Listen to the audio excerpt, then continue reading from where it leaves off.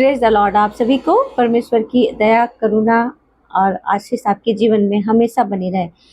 आज मैं आपको ऐसे 6 चीज़ें बताऊंगी जो आपको होली स्पिरिट के और करीब ले जाएगी।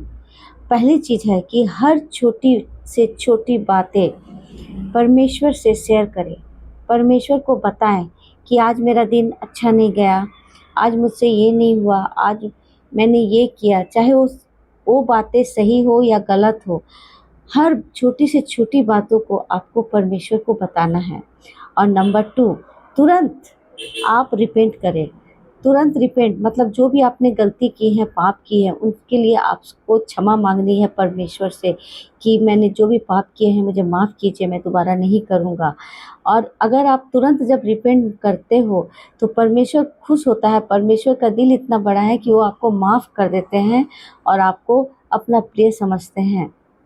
नंबर 3, अकेले में गॉड को एक्सेप्ट करना। अकेले में कई लोग होते हैं कि लोगों के सामने सही साबित करते हैं लेकिन अकेले में वो कुछ गलत करते हैं। लेकिन मेन परख तभी होता है जब वो अकेले में कोई इंसान सही कार्य करता है। तो परमेश्वर देखते हैं आपको कि अकेले में आप कितना प्योर है, आप कितना शुद्ध है, आप विचार से, कर्म से आप किस प्रकार से आप शुद्ध है।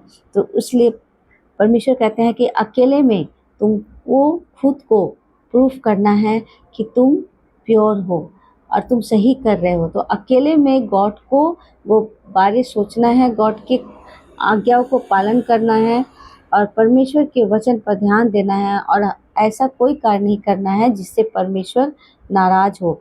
और चौथा, जब मन ना करे प्रेयर करने का, आपको कभी-कभी होता है कि हम प्रेयर नहीं करेंगे, बहुत थकावट हो गया है, तो उस समय शैतान चाहेगा कि आप प्रेयर ना करो।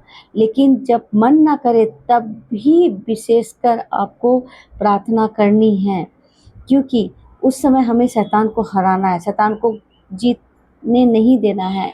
चाहे जैसा भी हो, आपका मन ना करे फिर भी प्रेयर करना। ये रूटीन बना लीजिए कि चाहे स्थिति जैसा भी हो, मुझे प्रेयर करते रहना है। और नंबर 5वां, डिस्ट्रैक्शन से दूर रहे। अभी के युग में सब डिस्ट्रैक्शन हो रहे हैं, सब में डिस्ट्रैक्शन आ रहा है, जैसे रील्स, नोटिफिकेशन या किसी की बातों को लेकर कुछ सोचते हैं, शोरगुल। जब आपके अंदर शोरगुल होता है तो आप वो होली स्पिरिट की बातों को आप नहीं सुन सकोगे कि होली स्पिरिट आपसे क्या कह रहा है। तो अगर होली स्पिरिट की बातों को सुनना है, उन्हें समय देना है, तो हर प्रकार का डिस्ट्रैक्शन से आपको दूर रहना है। चाहे वो रील्स हो या नोटिफिकेशन हो या कोई भी किसी ने आपसे कुछ बातें की हैं आपके विरोध में या लड़ाई झगड़ा किया हो, आप उस बातों को लेकर बैठे हो, तो वो सब बात आप अपने माइंड में जब रखोगे तो आप अपने भीतर होली स्पिरिट की आवाज़ को आप नहीं सुन सकोगे। तो अगर होली स्पिरिट की बातों को सुनना है तो हर चीज़ को अनदेखा करना है, बस केवल परमेश्वर पर ध्यान रखना है और होली स्पिरिट को इनवाइट करना है अपने जीवन में।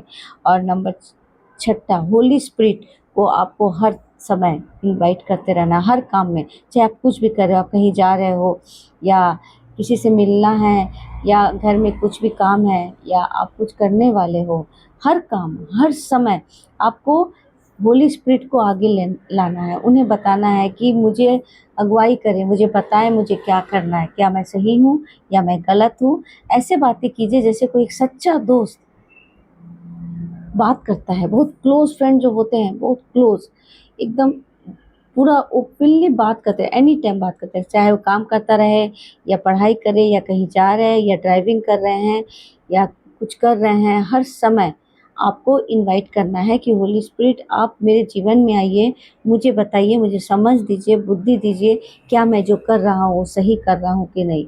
इस तरह से अगर आप हर काम में होली स्पिरिट को इनवाइट करोगे आपके जीवन में, तो होली स्पिरिट आपको आंसर देगा, आपसे बात करेगा और आपका जीवन को बदलेगा और आपकी स्पिरिचुअल लाइफ को आगे बढ़ाएगा। तो स्पिरिचुअल लाइफ में आपको आगे बढ़ना है, जितना हो सके परमेश्वर को ध्यान देना है और हर उन चीज़ों को अनदेखा करना है जो आपके जीवन में बाधा बन रही है, आपकी स्पिरिचुअल लाइफ में बाधा बन रही है। ऐसे कई कारण होते हैं। अभी के युग में लोग परेशान होते हैं, छोटी से छोटी बातों को लेकर बैठे रहते हैं, सोचते रहते हैं कि ऐसा क्यों हुआ, मेरे साथ नहीं होना चाहिए था, उसने धोखा दिया, क्यों दिया। इस तरह की सोच अगर आप सोचते रहेंगे तो आप होली स्पिरिट को अपने